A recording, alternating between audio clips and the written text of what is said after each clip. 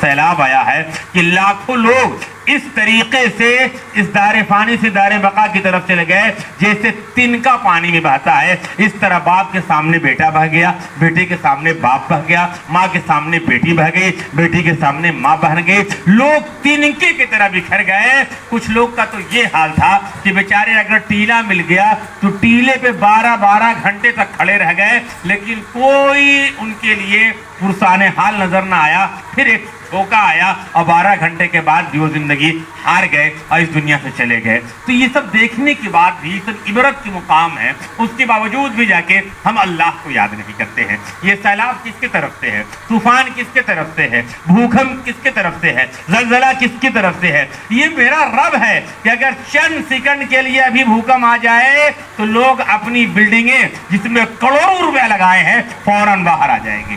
نہ اسے انہیں سونے کی فکر رہے گی, نہ چاندی کی فکر رہے گی, نہ ہیرے جواہرات کی فکر رہے گی, نہ نوٹ کہاں پہ رکھا اس کی فکر ہے. اگر فکر ہے تو اپنی جان کی فکر ہے, فوراً باہر پہ آ گئے. اور حیرت کی بات تو یہ ہے کہ کبھی کبھی ایسا ہوتا ہے کہ جو باپ پوری زندگی اپنی اولاد کی خاطر گنوا دیتا ہے گا, معلوم پتا حکم میں ابا ہی چلے گئے, وہیں نہیں نکل پائے.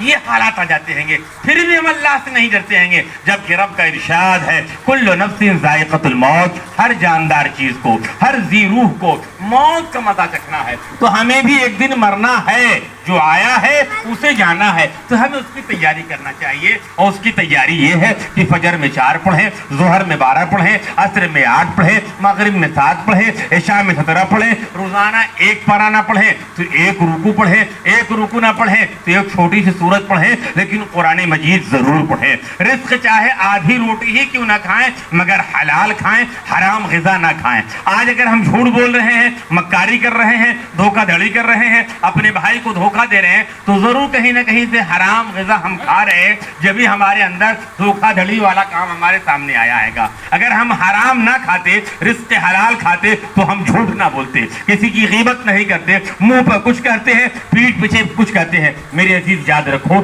ہمیں ایک دن مرنا ہے, اور جب مرتے ہیں گے تو کیا ہوتا ہے گا, ہم اتنا بے بس ہو جاتے ہیں گے کہ دوسرا آدمی ہمیں غسل دیتا ہے, دوسرا آدمی ہمیں کفناتا ہے, دوسرا آدمی ہمیں اپنے کاندھے پہ لے جا کے ہمیں قبرستان میں جا کے قبر میں اتارتا ہے, دوسرا آدمی بنگا لگاتا ہے, دوسرا آدمی جا کے مٹی ڈالتا ہے اور کہتا ہے منہا خلقناکم, تم کو اسی مٹی سے پیدا کیا گیا, وفیہا نعیدکم, تم کو اسی میں داخل کیا جا رہا ہے, ومنہا نخرجکم تارۃ اخری, پھر تم کو اسی مٹی سے نکالا جائے گا. اب وہاں ٹھہرتا کون ہے, جو جتنا دور کا تھا اتنا جلدی مٹی دیا, راہ فرار اختیار کیا. بچا کون بیٹا, بچا کون پوتا, بچا کون خاص رشتہ دار, کوئی نہ بچا. وہ بھی بیچارے اٹھائے, ہاتھ اٹھائے, دعا کیا اور گھر چل دیے. دوبارہ قبرستان جانے کی نوبت نہیں آتی ہے. اللہ کے رسول فرماتے ہیں اگر عبرت حاصل کرنا ہے, نصیحتیں حاصل کرنا ہے, تو قبرستان کا چلے جایا کرو, چکر کاٹ لیا کرو, جا کے وہاں دیکھ لیا کرو کہ ہم سے زیادہ حسن و جمال والے,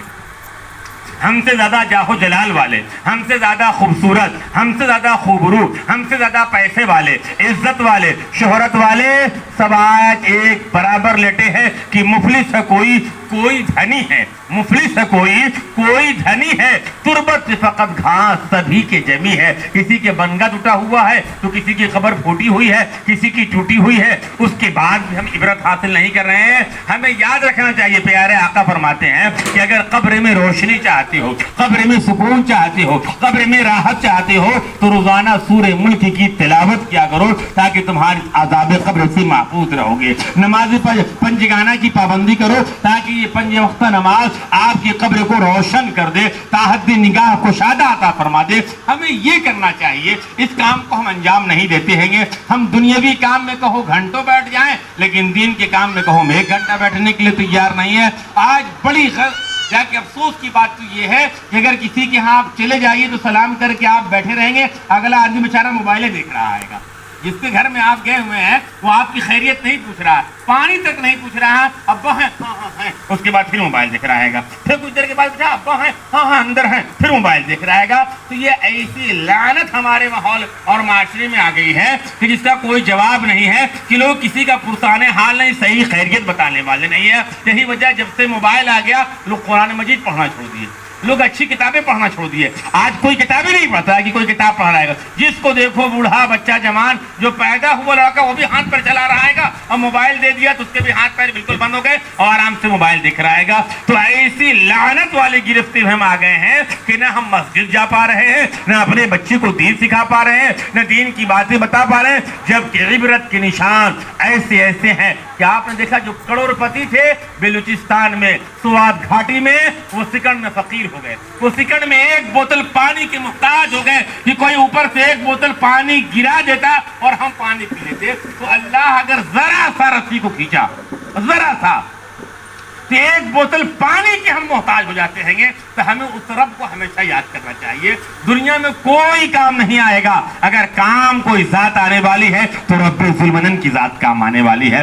कब्र में सब लोग साथ छोड़ जाते हैं, चाहे बेटा हो, चाहे बीवी हो, चाहे भाई हो, चाहे रिश्तेदार हो, नातेदार हो, लेकिन एक जात है जो कब्र में तशरीफ लाएगी, वो प्यारे आका जनाबी मोहम्मद रसूलुल्लाह सल्लल्लाहु अलैहि वसल्लम की जात है जो कब्र में तशरीफ लाते हैं। तो हमें चाहिए कि कसरत से बानिए इस्लाम हजरत मोहम्मद रसूलुल्लाह सल्लल्लाहु अलैहि वसल्लम के ऊपर हम कसरत से दुरूद पाक पढ़े, अपने आका को याद रखें। मेरे आका फरमाते हैं अस्सलातु मेराजुल मोमिनीन, नमाज मोमिनों की मेराज है। अस्सलातु मिफ्ताहुल जन्नत, नमाज जन्नत की कुंजी है। अस्सलातु इमादुद्दीन, नमाज दीन का खंबा है। कुर्रतु ऐनी बिका फिस्सलाह, नमाज मेरी आंखों की ठंडक है। आज हम नमाज ही नहीं पढ़ते हैं, आज हमारी मस्जिदें वीरान हो गई।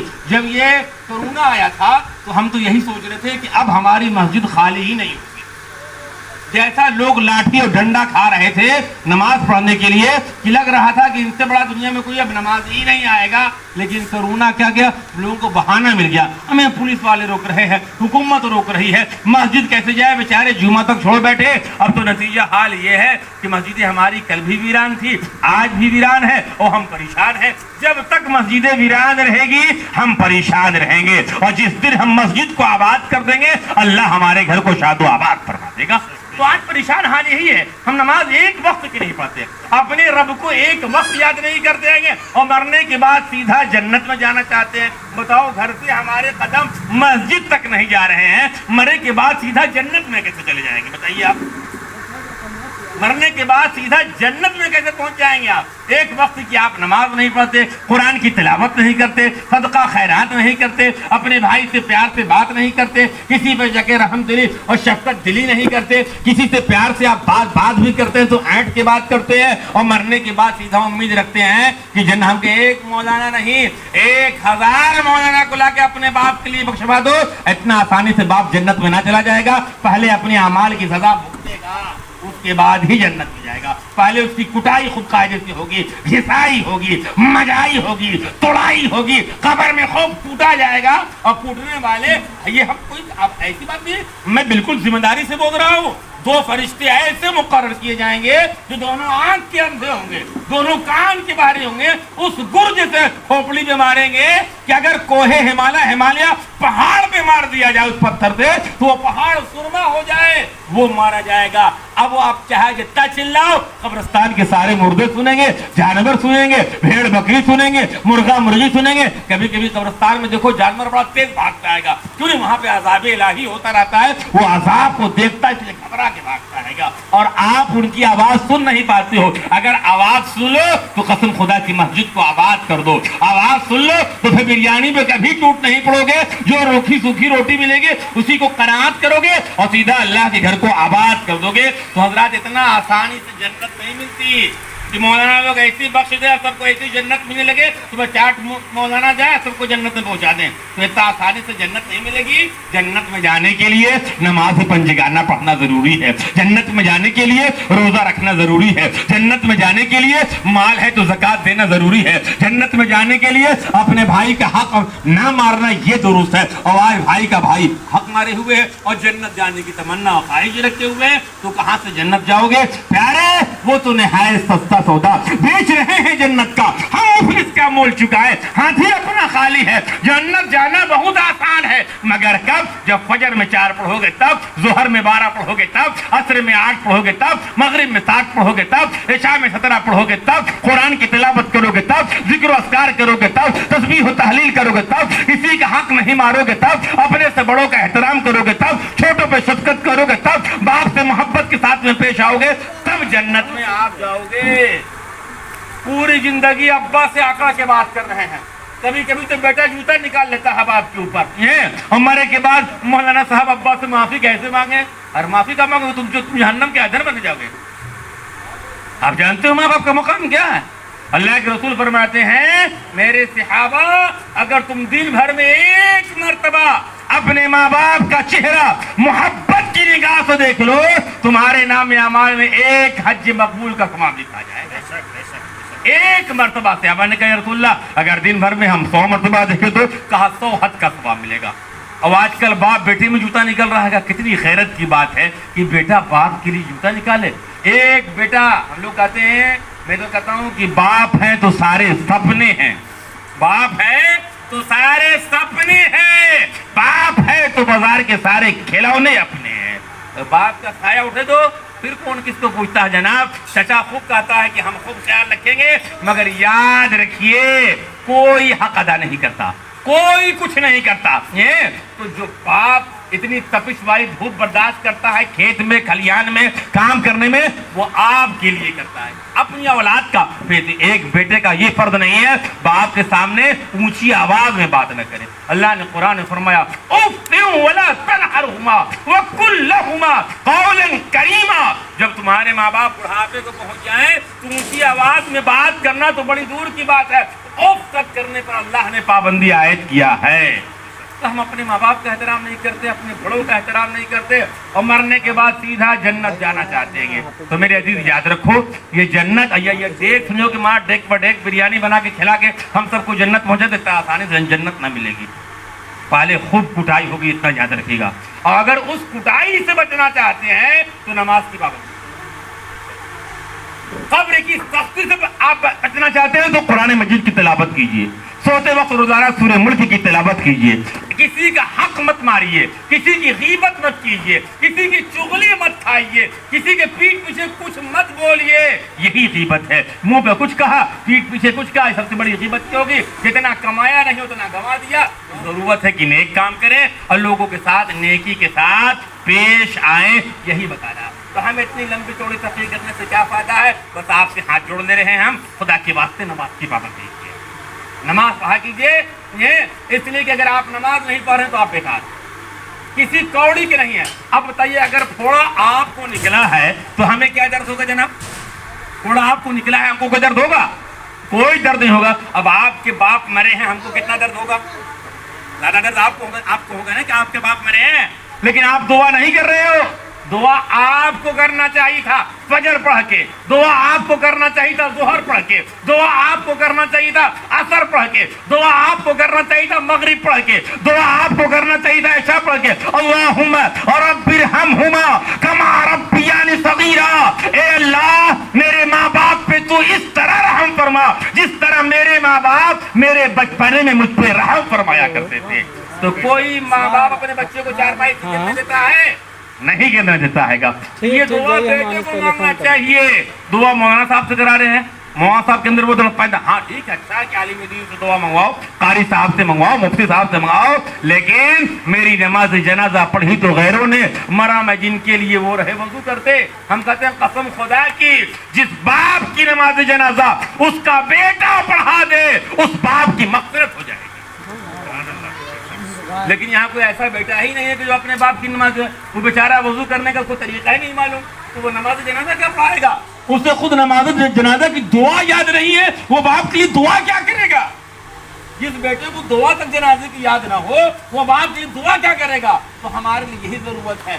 थोड़ा आपको निकला, मौलाना को कोई दर्द ना होगा, आपका बाप गया है, आप तड़प के दुआ करो, अल्लाह सजदे में चले जाओ, आंख से आंसू निकल आए, ए अल्लाह मेरे मेहरबान बाप, शफीक बाप, हमदर्द बाप, पूरी जिंदगी को हमारे लिए कुर्बान कर दिया, मौला उन्हें कब्र में सुकून अता फरमा, कब्र में राहत अता फरमा, कब्र में सुकून और शांति अता फरमा, या अल्लाह उनकी कब्र में जन्नत की खिड़की खोल दे। ये दुआ आप करो, इसलिए कि आपके अंदर तड़प है। हम भी दुआ करेंगे, अल्लाह कबूल करेगा, लेकिन जो तड़प आपके अंदर पैदा होगी वो तड़प हमारे अंदर पैदा नहीं होगी।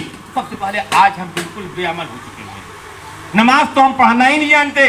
कभी कभी हाल तो ये है कि गैर मुस्लिम कहते हैं का भैया जुम्मा ना पढ़ियो का, आज तो जुम्मा है, غیر مسلم شرمندہ کر دیتے ہیں تب بیچارے جا کے گھر آ کے بیٹھ جاتے ہیں، پھر وہ مسجد نہیں جاتے، گھر آ کے بیٹھ جاتے ہیں۔ تو اللہ ہماری قوم کو ہدایت دے کہ ہم نماز کی پابندی کریں، قرآن کی تلاوت کریں۔ میں کہتا ہوں ایک بیٹا صرف ایک پارا